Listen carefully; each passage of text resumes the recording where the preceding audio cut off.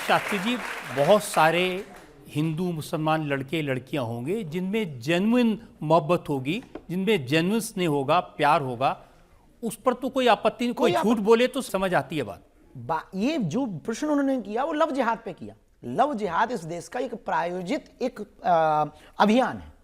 मुसलमानों से हमारी नफरत नहीं, बहुत दोस्ती, और पूरे वर्ल्ड में हम मुसलमानों के पास बैठते हैं और बात करते हैं और इस्लाम धर्म को समझते हैं, हमें कोई दिक्कत नहीं। इस्लाम मजहब को हम समझते हैं, हमें कोई दिक्कत ही नहीं है मुसलमानों से। क्या, और यदि दिक्कत होती तो अभी हम पाकिस्तान के एक उनको मिले, उन्होंने कहा कि हम नाम नहीं बदल पाए, तो क्या हमें नाम बदलना जरूरी है? लंदन में जो आरिफ से आप मिले थे, आरिफ साहब मिले, मोहम्मद आरिफ साहब लंदन की पार्लियामेंट के कार्यक्रम में हमें मिले, बोले हम नाम नहीं बदल पा रहे हैं, बच्चों को दिक्कत आएगी, कागजों में दिक्कत आएगी, तो क्या हम हिंदू नहीं हो सकते हैं? हमने कहा भाई साहब, नाम बदलने की आवश्यकता ही नहीं है, इंजन बदल गया, चेसिस भले ही पुराना रहे, नो प्रॉब्लम।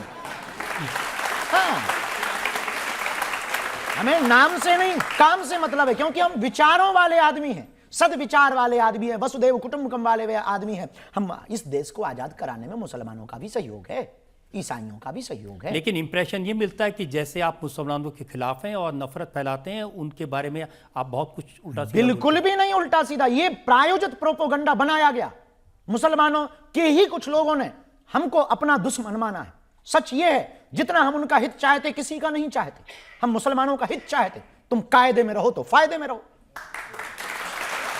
हम मुसलमानों का हित चाहते कि इस देश में हिंदू मुसलमान बंद हो। हम मुसलमानों का हित चाहते कि इस देश में हिंदू मुसलमान की लड़ाई बंद हो, मंदिर मस्जिद की लड़ाई बंद हो। हम इस देश में हित चाहते, प्रेम से रहो, शालीनता से रहो, जैसे रहते थे वैसे रहो। पर हां, आतंकवाद के खिलाफ हैं, हां, लव जिहाद के खिलाफ हैं, लैंड जिहाद के खिलाफ हैं, मूत्र जिहाद के खिलाफ हैं। चाहे वो मुसलमान हो, चाहे वो हिंदू हो, चाहे वो ईसाई हो, कोई भी हो, हम गजवाए हिंद के खिलाफ हैं। एक सवाल और ले सकते हैं? मेरा आपसे सवाल है कि जो आजकल की युवा पीढ़ी है वो बहुत कंफ्यूज्ड स्टेट में रहती है कि हम किस भगवान को बड़ा माने, क्योंकि हमारे हिंदू धर्म में बहुत सारे देवी देवता हैं। क्या गणेश भगवान सबसे बड़े हैं, शंकर भगवान सबसे बड़े हैं, हनुमान जी सबसे बड़े हैं? तो ऐसी युवा पीढ़ी को आप क्या संदेश देना चाहेंगे? बहन जी, एक दुकान में एक आदमी गहना खरीदने गया, उसने गोल्ड की रिंग भी खरीदी, ब्रेसलेट भी गोल्ड का खरीदा, मंगलसूत्र भी गोल्ड का खरीदा, और अंगूठी भी गोल्ड की खरीदी, और चारों उस दुकानदार ने रखी। तो उसने क्वेश्चन किया, बड़ा सोना कौन सा है? उसमें कोई भी बड़ा नहीं है, सब समान है। मिट्टी का बर्तन कुल्हड़ भी बनता है, मिट्टी की थाली भी बनती है, मिट्टी का मटका भी बनता है, सोने का कर्णफूल भी बनता है, और सोने का ब्रेसलेट भी बनता है। पर सोना तो सोना ही होता है, मिट्टी तो मिट्टी ही होती है।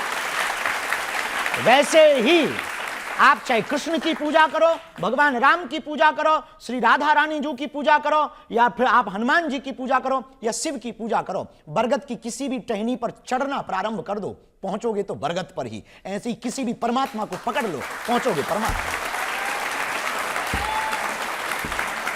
लेकिन ये कहते हैं ना कि महादेव तो देवों के देव हैं। वो देवों के देव क्योंकि इनके घर में सब लोग पूजे हैं, बाकी देवताओं के एक ही दो पीढ़ी पूज पाई, इनका पूरा खानदान पूजता है। शंकर जी का, महादेव का पूछो कैसे? अब शंकर जी पूज रहे स्वयं, इनकी धर्मपत्नी पार्वती माता पूज ही रही। अच्छा चलो ठीक है, पार्वती जी तो बहुत से देवताओं की दोनों लोग जोड़ी से पूज रहे, इनके पुत्र भी पूज रहे, गणेश, कार्तिकेय, चलो बहुत लोगों के पुत्र भी पूज रहे। नहीं, इनकी बहुएं भी पूज रही, रिद्धि सिद्धि, इनके नाती पोता भी पूज रहे, शुभ लाभ। इसलिए बाकी सब देव हैं, ये महादेव हैं।